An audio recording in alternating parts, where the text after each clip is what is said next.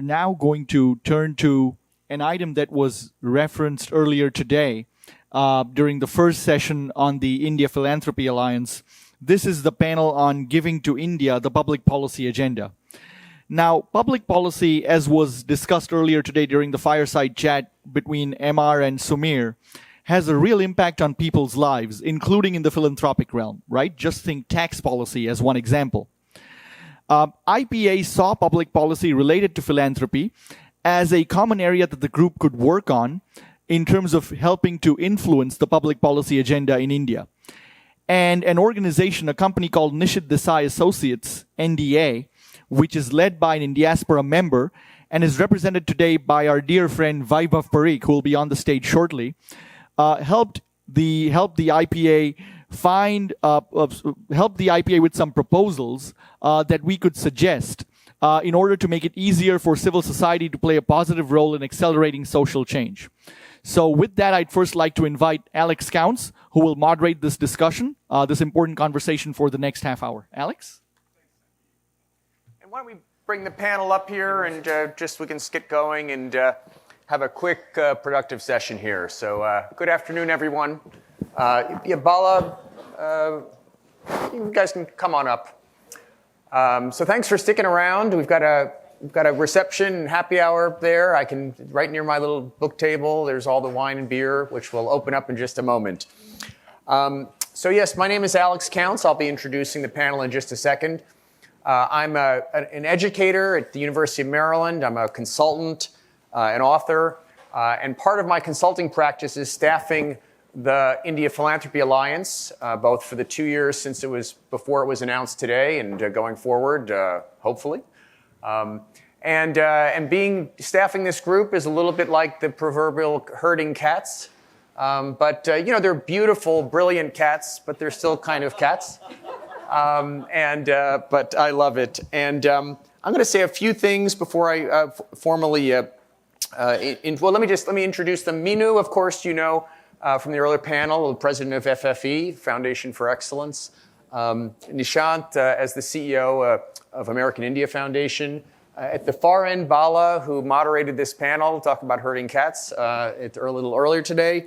And the person you've not seen yet, who I'm so pleased came down from New York, is Vaibhav Parikh. And he's one of the senior lawyers at Nishith Desai Associates, a global law firm based in India. He heads the U.S. Office of Research and Strategy for the law firm. He also leads the practice areas of technology, mergers and acquisitions, private equity, blockchain, and virtual currencies. I'm not sure what's left after all that, but tying in his expertise in advising several private equity players and venture capitalists navigate their way to successful investments, Vaibhav has facilitated some of India's largest e-commerce transactions.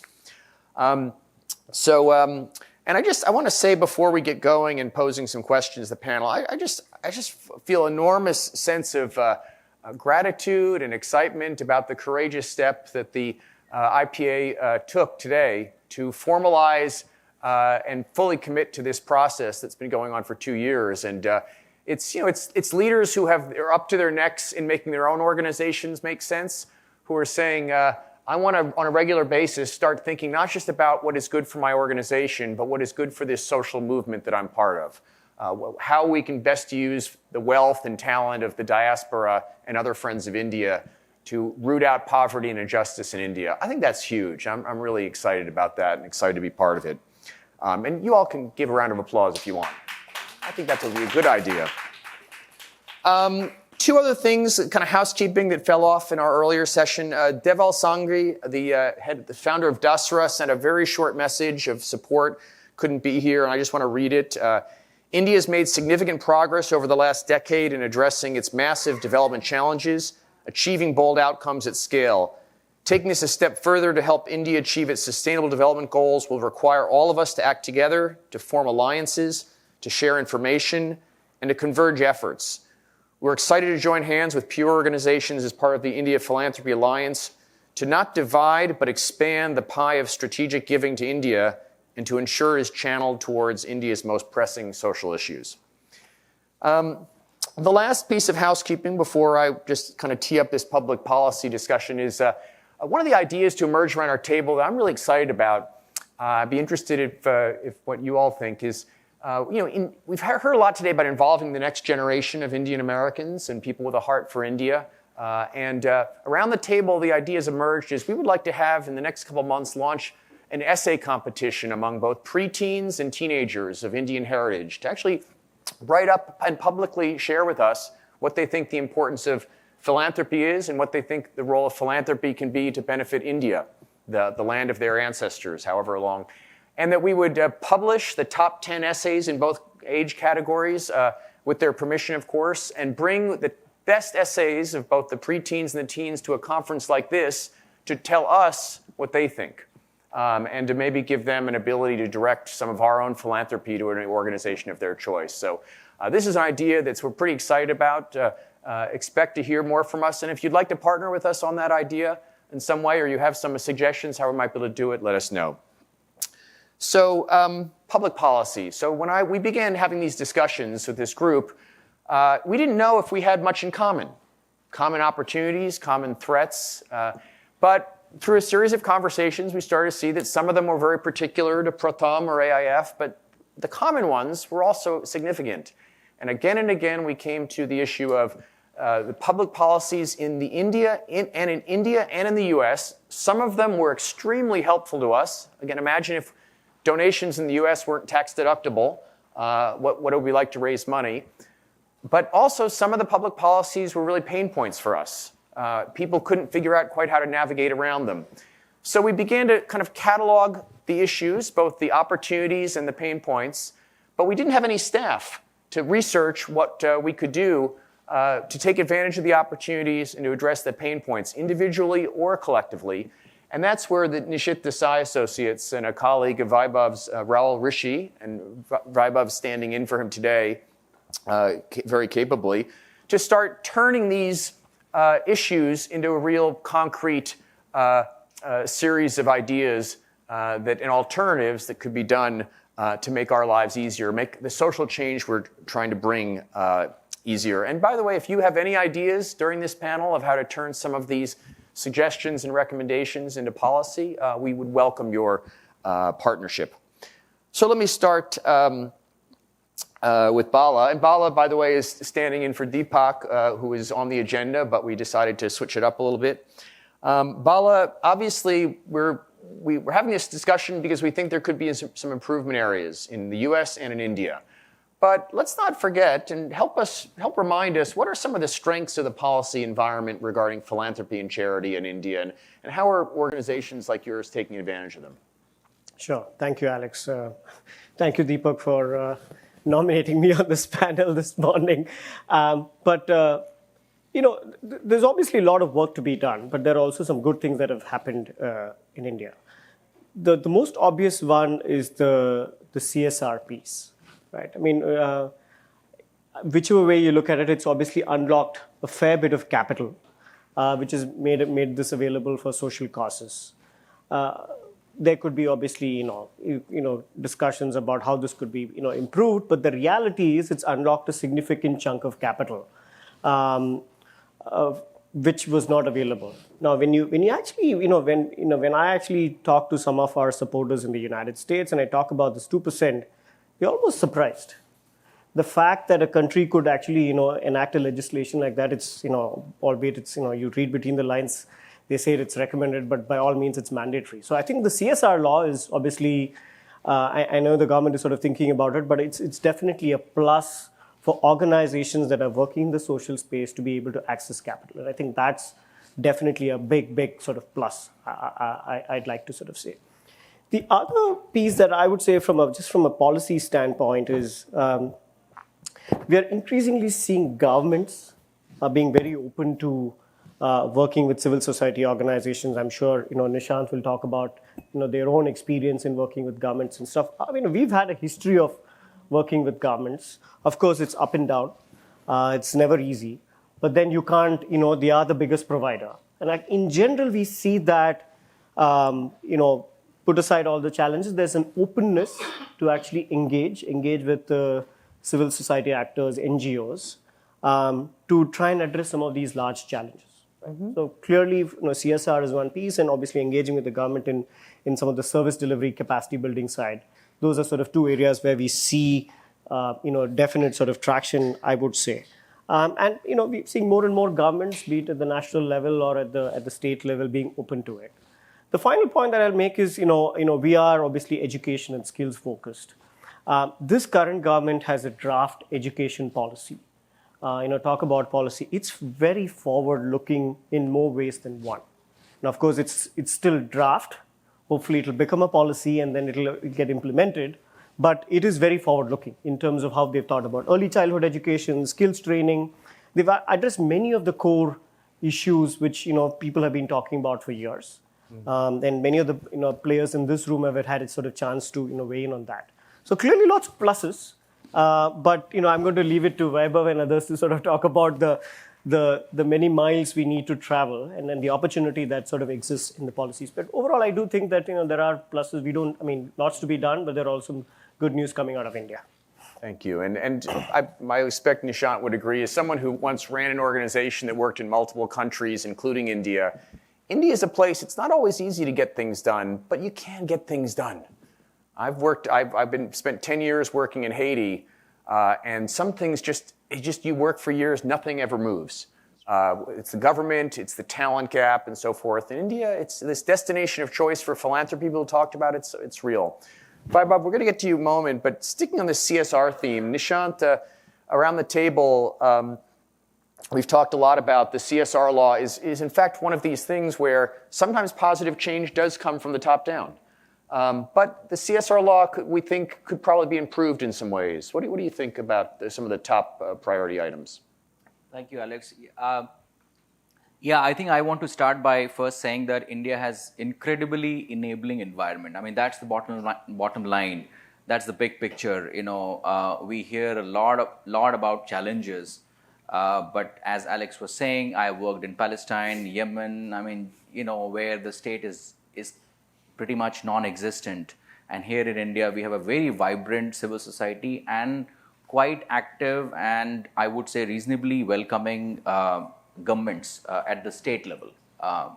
So I think that's the kind of big picture. CSR obviously is a very, very positive. I've been in this sector for now 20 years. I remember in the early 2000s, India was taking a stand as a country that it wants to position itself as a donor to other countries and was having hard discussions with bilateral, multilateral donors. And one by one, most donors actually left. But if you look at the last 4 or 5 years and the amount of money that CSR has unlocked, it has more than compensated for the loss of the aid that India used to receive from bilateral and multilateral donors. Last year alone, I think, if I remember correctly, CSR expenditure was a little less than $2 billion. So obviously, a lot of resources have been unlocked. Having said that, there are a couple of areas which we are still kind of working on, if you like. And my own sense is, I'm very optimistic about it. My own sense is that it's a very progressive law. We don't have it in any other country. And it's also evolving. My sense is that in the next 4 or 5 years, we will see a much better version of the CSR law. That's my hope and that's my optimism. Right now, I think there are a couple of challenges. We have talked about this in the morning. India is a highly unequal country, geographically, including geographically.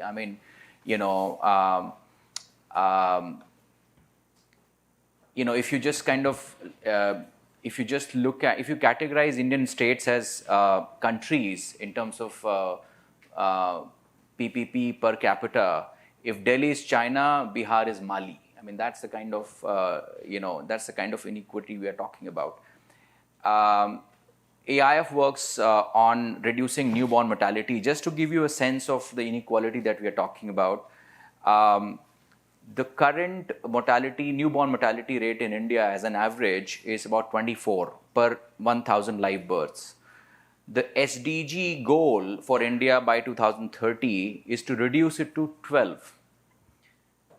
Right now, there are a couple of states in India which are already at 10 So they are less than the 2030 goals. So Kerala and Goa have newborn mortality rate of 10. At the same time, one of the districts that we work in, which is Haridwar in the state of Uttarakhand, which is not the poorest state by any standards, the newborn mortality rate is 45. So that's the kind of inequality that you see in some of the human development indicators. So if you are in that kind of a context and your CSR law encourages companies to spend in the geographies of their existence, so around their offices or plants or whatever, you are actually reinforcing some of these inequalities. There are certain regions in India which are underdeveloped because of lack of economic activities, right? So what we did about a couple of years back, we did a very simple analysis of just mapping CSR spend, so that data is available geography-wise, and mapping geographies which are at the bottom of HDI index, Human Development Index, so health, education, livelihoods and all that. And there was very little overlap. Odisha was the only major overlap. So Odisha, the state of Odisha, and that's because a lot of mining companies are present in the state of Odisha. Odisha is also kind of low on HDI index, but because of all these companies, it receives a decent amount of CSR. Otherwise, you have Punjab, you have Delhi, Maharashtra, Bangalore, Hyderabad, Chennai, which is where all the major CSR expenditure is going on. So I think that is one area which requires improvement. My own kind of sense is that this whole new framework that the government has come up with, which is the aspirational district concept, which is the kind of bottom 20% of India's districts, will help channelize the CSR funding to more underdeveloped areas. Although the government is not talking about, deliberately so, of asking companies to channel their CSR funding to aspirational areas. So that's, I think, one area. How do we kind of get CSR funding to more underdeveloped regions of India? The second area is just the reality of annual cycle of funding. Most of the problems that we are trying to solve are not just long-term. In many cases, they are intergenerational. I mean, whether you talk about attitude towards women, first-generation learners, etc., they require long-term commitment. And the program design that most NGOs do are also long-term in nature, whereas the CSR funding, even if there is a commitment, long-term commitment, soft commitment, funding only comes on an annual basis. How do we kind of do that? How do we bridge that gap is, I think, a challenge. Yeah, it's two very practical suggestions, observations. Vaibhav, so Nishith Desai Associates, which is to me, it's a law firm, but also a think tank, and it's a very unusual and wonderful organization, has a long-standing interest in philanthropy and public policies and a legal framework to support it. And I'll bet that isn't the work that pays most of the bills of the firm, but it's a very important and we respect it. Why have you decided to partner with our alliance now to try to advance these? And what do you think are the top priorities? We've listed dozens and dozens of issues. What do you think are at the top of the list that we should prioritize? Let me take your first question of why we do what we do, or why did we work with you. I think in our view, in today's world, giving is not an option. It is a must. Everybody has to give. If you want to create an ecosystem of growth, the giving and the associations who are connected with giving actually plug the gaps of the ecosystem which will allow growth to happen. I don't have to tell you guys are best. Without education, you won't have tomorrow's workers. Without skilling, you won't have people who can actually create 3 trillion economy which India wants to create. Without work on climate change, which affects everyone, or income disparity, which in my view is root of many of the causes, many of the evils which exist today. So, these are all everybody's problem. These are not just somebody's problem. And because of that, we have inculcated in our philosophy the giving aspect. So, our purpose is to make a world a better place. When we hire people, we actually have a question we asked in their application saying that, what have you contributed to the society? What kind of contribution you have made? We want to sensitize people about giving at the time of their joining. We have actually created a Blue Sky Thinking Center in Alibag near Mumbai, where we have modeled it as private property for public good. Right? As Alex said, we are very different kind of a law firm. We don't fit the model what you would otherwise see in a law firm. We spend 20 to 30% time doing research, education, and advocacy. We believe that our greatest strength is legal expertise, what we have. And the best way to contribute really is to enable the enablers.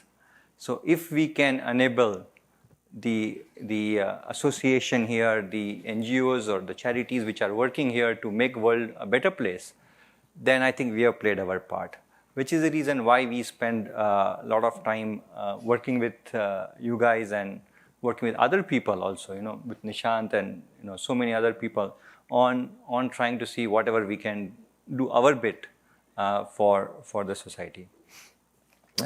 Your next question is. What are the top priorities? What are top priorities? To make life better for enable the enablers. Enabling the enablers, yes. So, there are a lot of things which we can do, and you guys have already listed down one. CSR is one example, and everybody's talking about CSR. I'll just talk a little bit more about it. CSR is a fantastic opportunity. We already have discussed it. But, right from it being a volunteering, or Bala mentioned it's a mandatory volunteering option, which means that it's voluntary, but government arm twist you to make sure you volunteer.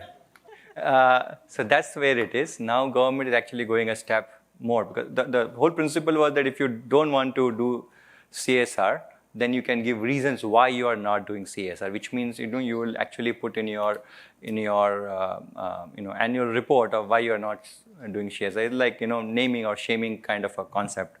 But now government is going beyond and making it mandatory. They are actually saying that if you don't do CSR, you will have to put money in an escrow, which will be then used by the government, and people can go to jail if there is a violation there. So things are becoming a little bit more draconian to that sense.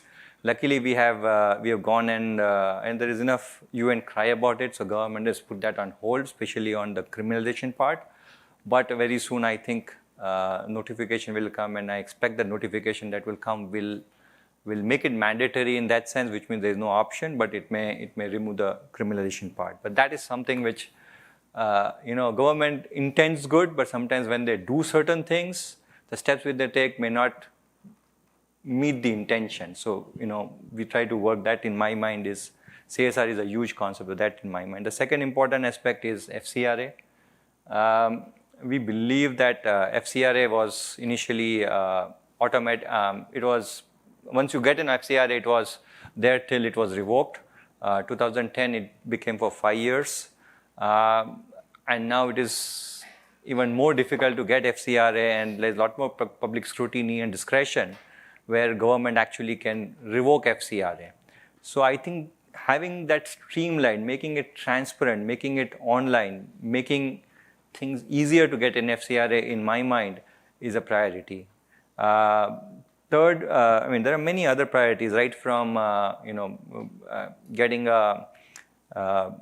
what is the amount which can be used as an expense, or clarity on that, versus have to have compulsory used in field. Income tax. Most important aspect, which if you ask me, is sustainability, right? We were chatting earlier in the day with someone, and we were talking about how do we make this association sustainable, in a sense that how they can thrive without requiring constant donation, which means they need to do certain things which will give them income, which will sustain a lot of their operations. So can they be income generating? Today our Indian laws are not flexible enough to allow generation of income which will be tax exempt, and there's a limitation and restrictions on that. So that area in my mind is important. Getting the tax exemption again is important, and trying to harmonize laws between various different aspects, whether it is on AIF regulations for social enterprise, whether it is on FCRA, whether it is on tax, prioritizing or harmonizing different laws from from different regulators is important. I think I will stop here. Okay, and so a mandatory option. Only in India, huh? Anyway, we're going to come to Minoo in a second, but The good part is that India has just reduced corporate taxation. Yeah. So even if you consider 2% tax, which you're not paying to the government, but you're paying to the people, it's still something you can reconcile with, you know. Okay. So I wonder if you want to comment. There have been some announcements by the government recently about philanthropy and charity, and we've had some discussions on them. Wonder if you'd like to comment on them, and I'll just explain for those who haven't been following this what's in the offing and what might be some appropriate responses. Vaibhav? Me? Okay. So one interesting positive development which is happening is announcement of social enterprise exchange, which is for social enterprise to raise money. I was with the SEBI chairman yesterday. So basically it was announced in budget. SEBI has set up and the mandate has been given to SEBI. SEBI, for people who don't know, are equivalent to SEC in India. SEBI has set up a committee which includes few very good people. So hopefully they will come with a good recommendation. They met first time yesterday, as I understand, and they are going to give the report within 3 months. Post which SEBI will institute this particular exchange. The exchange currently is focused on permitting social enterprise to raise money in India. So it's somewhat like crowdfunding or otherwise raising money. It's not going to permit trading at this point in time, but at a later stage it may even permit for trading. So we have to see how things come up. But this is a very exciting, in my view, an exciting development, because it will actually enable a lot of this raising of money, which is a dire straits from retail people. So that is, in my mind, is a very good option. Okay. I can talk some about negatives, but I don't know. I don't think we should be. Okay. Well, let's put those aside for now. So Minoo, these top issues that keep recurring: FCRA, CSR, and keep coming up. But there's some issues we've discussed around the table. They're a little bit right below the radar. Issues, the barriers that are put up, for example, from foreigners, including members of the diaspora serving on the boards of Indian nonprofits, or Indian nonprofits establishing endowments that can help generate a stream of income over time, as many universities and nonprofits do, or even doing work outside of India with money that they raise within India or outside of India. Can you talk about some of these lesser-known issues and how they impact you and other members of the Alliance? Yeah, absolutely. So thanks, Alex, for that. So what happens is all NGOs have boards, and if there's an NGO which is operating in US and India, you may have two boards, because one to manage the local entity and one to manage the foreign entity which may have started it. So the boards themselves have to be, they are obviously mandated by governance and whatever rules that every country has. So India today does not allow foreigners to be on the boards of the local nonprofits. So explicitly allowing something like, for foreigners to be on the local boards would actually be really beneficial for the local organization. They can take advantage of the skills that they bring in all different variety of areas, whether it's be technology, medicine, or entrepreneurship and social innovations. So it allows for not only a direct connection with the diaspora and further engagement of the diaspora for their causes that they may like or they may are passionate with, but also Indophils themselves will feel passionate and maybe even work more closely with the organizations that they work with. So I think explicitly revisiting some of these rules that India has had for operating the NGOs or trusts internally to India will help the greater cause and the greater engagement from broader community.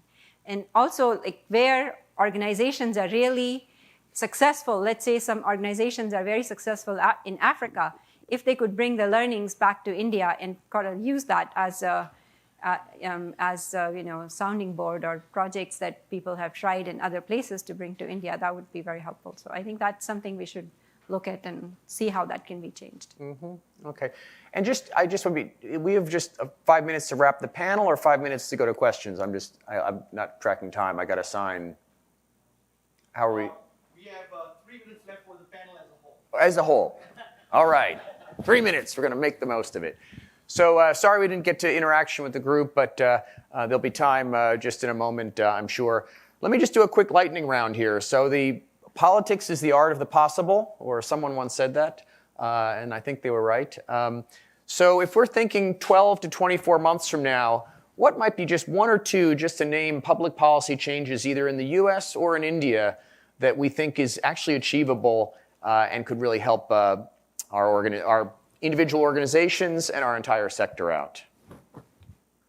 Follow? Okay. I think there's a lot of discussion about sustainability, long-term capital.